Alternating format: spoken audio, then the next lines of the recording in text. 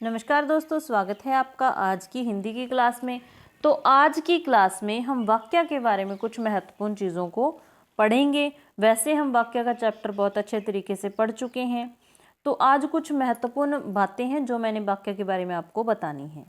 Class बिल्कुल छोटी रहेगी, 5-4 मिनट की रहेगी। आपने क्लास को पूरा देखना है, आपको बहुत ही महत्वपूर्ण जानकारी मिलने वाली है। ठीक है, तो जैसा कि आपको पता ही है कि अर्थ के आधार पर वाक्य के कितने भेद होते हैं, 8 भेद होते हैं। ये चीज़ आपने याद रखनी है।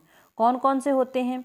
विधानवाचक वाक्य होता है, निषेधवाचक वाक्य होता है, प्रश्नवाचक वाक्य होता है, आज्ञावाचक वाक्य होता है। ठीक है, इसके अलावा इच्छावाचक वाक्य होता है, संदेहवाचक वाक्य होता है, संकेतवाचक वाक्य होता है और विस्मयादिवाचक वाक्य होता है।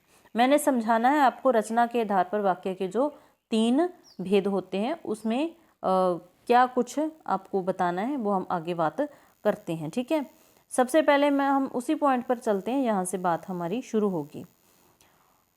हमने अव्यय पढ़ रखे हैं। अव्यय में एक अव्यय होता है समुच्चयबोधक अव्यय। ठीक है, समुच्चयबोधक जो अव्यय होता है उसके आगे चल के 2 प्रकार होते हैं, एक समानाधिकरण समुच्चयबोधक अव्यय और एक होता है व्याधिकरण समुच्चयबोधक अव्यय। ठीक है, ये होते हैं समुच्चयबोधक अव्यय के 2 प्रकार।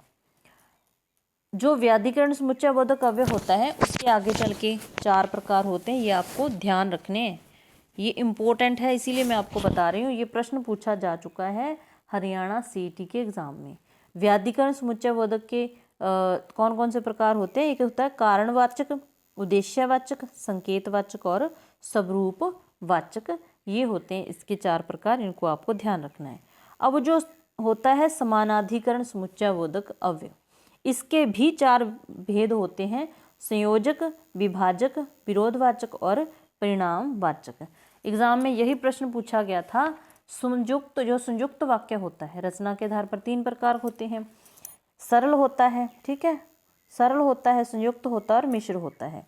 जो संयुक्त वाक्य होता है उसके आगे प्रकार पूछ लिए गए, तो जो प्रकार होते हैं समानाधिकरण समुच्चयबोधक के, वही होते हैं संयुक्त वाक्य के प्रकार। कारण जो होता है संयुक्त वाक्य उसमें 2 इस प्रकार से सरल वाक्य जुड़े होते हैं, एक समुच्चयबोधक अव्यय शब्द के द्वारा, और जो समुच्चयबोधक अव्यय शब्द होता है वो इसी समानाधिकरण समुच्चयबोधक अव्यय के प्रकार होते हैं। ठीक है, इसी समानाधिकरण समुच्चयबोधक अवयव शब्दों से जुड़ा होता है और उसके आगे चल के ये प्रकार होते हैं। जब इन शब्दों से संयुक्त वाक्य जुड़ा होता है तो संयुक्त वाक्य के भी यही 4 प्रकार माने जाते हैं। तो क्या समझे कि जो संयुक्त वाक्य होता है उसके आगे चल के ये 4 प्रकार होते हैं, संयोजक संयुक्त वाक्य, विभाजक संयुक्त वाक्य, विरोधवाचक संयुक्त वाक्य और परिणामवाचक संयुक्त वाक्य। आपने ये चीज़ अपनी गांठ बांध लेनी है कि आगे चल के संयुक्त वाक्य के भी ये 4 प्रकार माने जाते हैं। क्यों माने जाते हैं? क्योंकि जो उसमें शब्द आते हैं वो इसी समानाधिकरण समुच्चयबोधक अव्यय के शब्द होते हैं। अब हम उनको देख लेते हैं कि कौन कौन से शब्द होते हैं। सरल वाक्य हो गया, रचना के आधार पर 3 प्रकार के वाक्य होते हैं। सरल हो गया, संयुक्त हो गया और मिश्र वाक्य हो गया।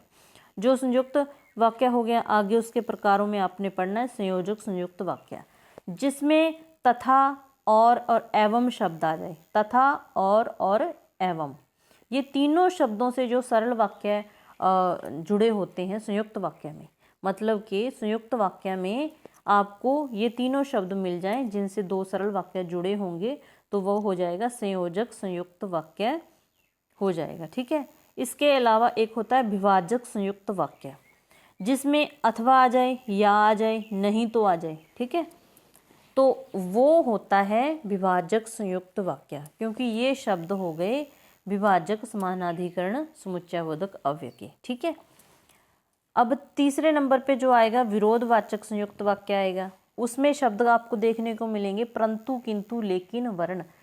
ये 4 शब्द, ये कीवर्ड है, ये आपने ये शब्द ध्यान में रखने हैं कि ऐसे ऐसे शब्दों से जुड़ा मिल जाए तो वो किस प्रकार का वाक्य कैसे होगा। ठीक है, नेक्स्ट आ गया परिमाण बोधक संयुक्त वाक्य।